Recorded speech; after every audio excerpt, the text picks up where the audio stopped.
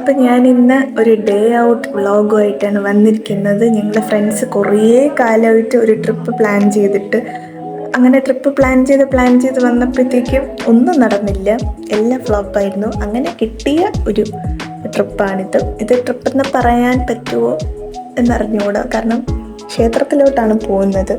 ഇപ്പം ആറ്റുകാൽ ഉത്സവം ആയതുകൊണ്ട് ഞങ്ങൾ ക്ഷേത്രത്തിലോട്ട് പോകാൻ തീരുമാനിച്ചു. പിന്നെ ഞങ്ങൾ ക്ഷേത്രത്തിലോട്ട് ഇന്നേ വരെ ഞങ്ങൾ ഫ്രണ്ട്സ് കൂടിയിട്ട് ഇങ്ങനെ പോയിട്ടില്ല. അപ്പോൾ ഇത് അതുകൊണ്ട് തന്നെ എനിക്കൊരു ഫസ്റ്റ് എക്സ്പീരിയൻസ് കൂടെ ആയിരുന്നു. ഇടയ്ക്കിടയ്ക്ക് ഇങ്ങനെയൊക്കെ പോകണമെന്ന് ആഗ്രഹിച്ച് പോയി, ഇങ്ങനെ ഇടയ്ക്ക് ക്ഷേത്രത്തിലൊക്കെ ഫ്രണ്ട്സായിട്ടൊക്കെ പോകണമെന്ന്. അപ്പോൾ എല്ലാവരും ഇടയ്ക്കൊക്കെ ഇങ്ങനെയൊക്കെ ക്ഷേത്രങ്ങളിലായാലും ബാക്കി സ്പിരിച്വൽ പ്ലേസസിൽ ഏതായാലും ഫ്രണ്ട്സായിട്ടൊക്കെ ഇടയ്ക്ക് പോകണം. അതൊരു പ്രത്യേക രസമാണ്.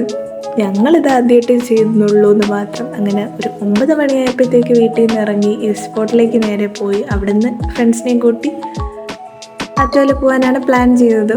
അപ്പം ഞങ്ങൾ നടന്നു പോണ വഴിക്ക് ഒരുപാട് കാര്യങ്ങൾ പറഞ്ഞാണ് പോകുന്നത്. കാരണം ഫോണിൽ കാണുന്ന പോലെ അല്ലല്ലോ, ഫോണിൽ നമ്മൾ സംസാരിക്കും പോലെ അല്ലല്ലോ നേരിട്ട് കാണുന്നത്. നേരിട്ട് കാണുമ്പോഴത്തേക്ക് പണ്ടത്തെ മുതൽ കാര്യങ്ങൾ ഇതുവരെയുള്ള കാര്യങ്ങൾ വരെ പറഞ്ഞു തീർക്കാൻ കാണും. അങ്ങനെ പറഞ്ഞു പോയി.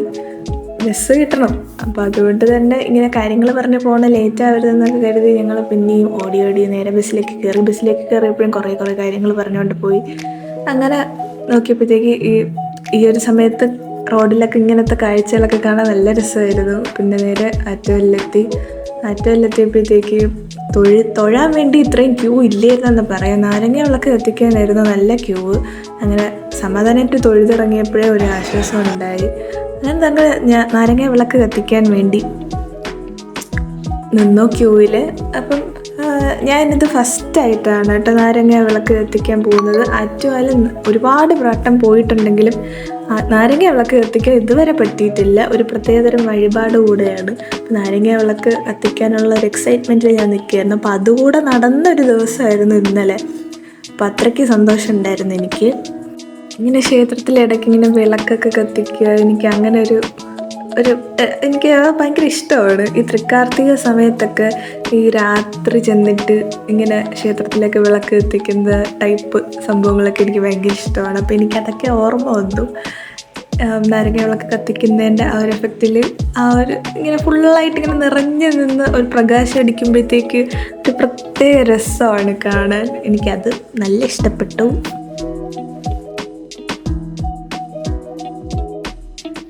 വിളക്കൊക്കെ കത്തിച്ച് കഴിഞ്ഞപ്പോഴത്തേക്കും ആ ഒരു ഫുള്ളായിട്ടിങ്ങനെ നിറഞ്ഞു നിൽക്കണതാണ് നല്ല ഭംഗിയായിരുന്നു. ഇത് കണ്ടപ്പോഴത്തേക്ക് ഭയങ്കര ഒരു സെൽഫ് സാറ്റിസ്ഫാക്ഷൻ എന്നൊക്കെ പറയില്ല, ആ ഒരു സംഭവമാണ് എനിക്ക് കിട്ടിയത്.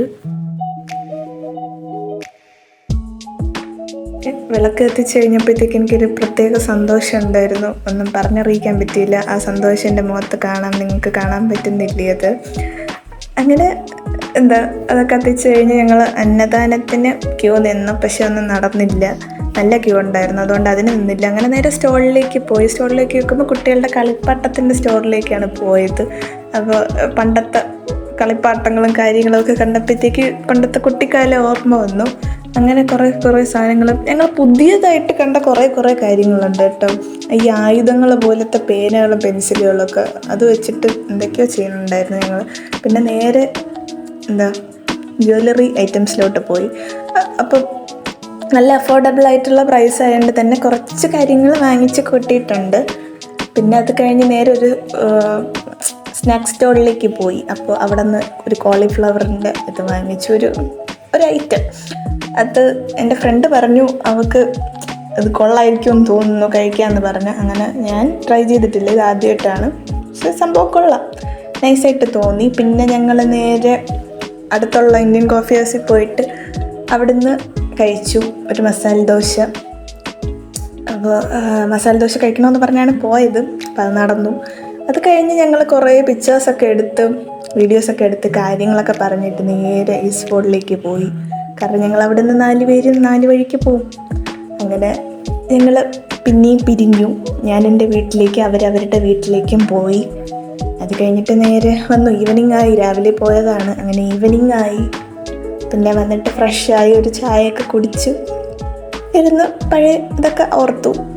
അപ്പോൾ ഇന്നത്തേക്ക് ഇത്രയേ ഉള്ളൂ. അപ്പോൾ അടുത്ത വ്ളോഗുമായിട്ട് വരുന്നത് വരെ ബൈ ബൈ.